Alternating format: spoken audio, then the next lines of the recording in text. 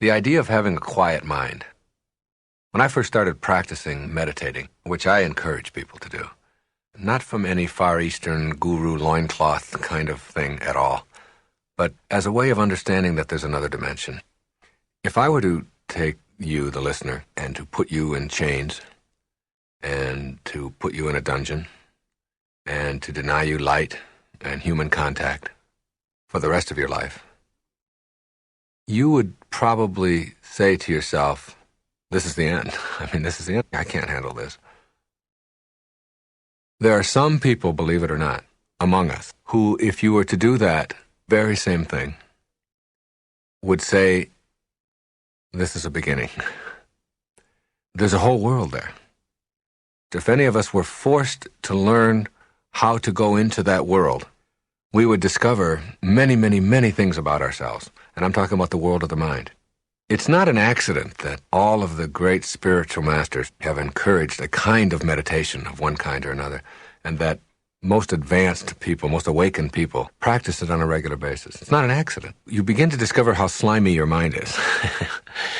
The thoughts that you have all the time, and how much disasterizing we do with our minds, and how much stuff that we occupy our minds with that is so unnecessary and so silly, so foolish, so destructive, that quieting our mind and meditating really go hand in hand. Now, meditating doesn't require a lot of training. It doesn't require somebody teaching you exactly how to do it or whatever, because that defeats the purpose of meditating.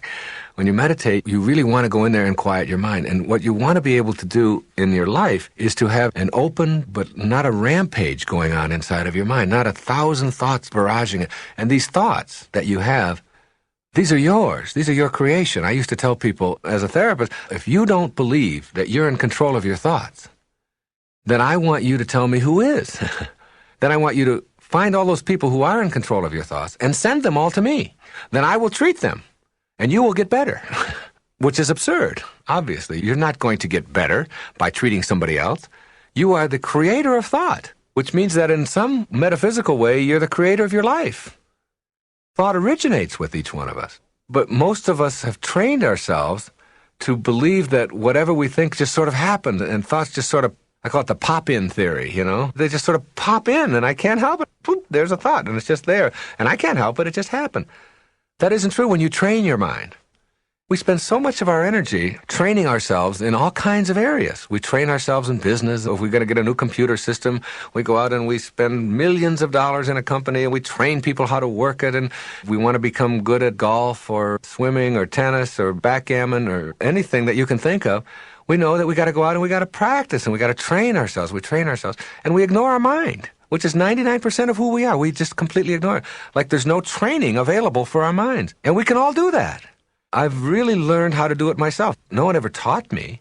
When I used to teach at a university, I taught in Berlin for half a year. There was 70 students in the class. And I would have the first student introduce themselves and their name. Then I would have the second student introduce the person who was just introduced and himself. And each time I would repeat it. And I'd have the third student introduce the two that he had just introduced plus himself. And we do that for the whole class. By the time we got to the 70th student, they had to introduce everybody in the class by name, and I would then repeat each one of them. And I just had a very simple technique for doing that. It was just like concentrated effort on making my mind remember 70 people's names in an hour and a half. Now, I wasn't doing it to waste an hour and a half. This was a class on teaching people how to identify neurotic behavior in people. And it's like what I wanted to do was to teach them that they could do things with their minds, just like their patients do, that they never thought of, that they never even dreamt were possible for them.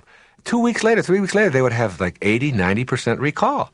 And by the end of the fourth or fifth week, everybody knew everybody's name in the class, and they had all trained themselves. And most people go out there and they're introduced to somebody, they say, hello, my name is Wayne. They say, what would you say your name was? They can't remember one person's name in 1 minute. And they think that, I have a poor memory. But it's because they don't train. Well, the mind can be trained, and meditating is a perfect way to do that. And there's a wonderful world in there, in your mind. Quieting your mind means that you're no longer susceptible to all of the external influences that are around you. I'm always amazed when I watch the U.S. Open tennis championships that are played in New York right near LaGuardia at how the players are able to continue playing with jets going on overhead. And yet, when I am really completely involved in a tennis match, I've had people where I've played, I've had jackhammers going next to me, and my opponent is going crazy. They have to go over it, and I tell them, I don't notice it. My concentration is on the ball. And I don't hear that lawnmower going off or the jackhammer going or the airplane going on overhead. We can train ourselves to do that. The people who are really good at any game or any activity that requires concentration know how to do that. Well, we all want to be able to be better at that, and we don't want to have our minds occupied, particularly with worry and anxiety and stressful kinds of things. So you have to learn how to focus your mind, how to get focused, and keep yourself from creating those kinds of thoughts that are always impinging on your consciousness. Miracles are available there. You talk about surrendering. I meditated for a long time. It's like there would be a light. I would have this light that I would create. And it's really interesting that you can create a light with your eyes closed in a dark room. So you don't really need your eyes to create light. You need your mind to create light. Your mind can create light. And all of us do it in our dreams. We can create a color in our dream without any light.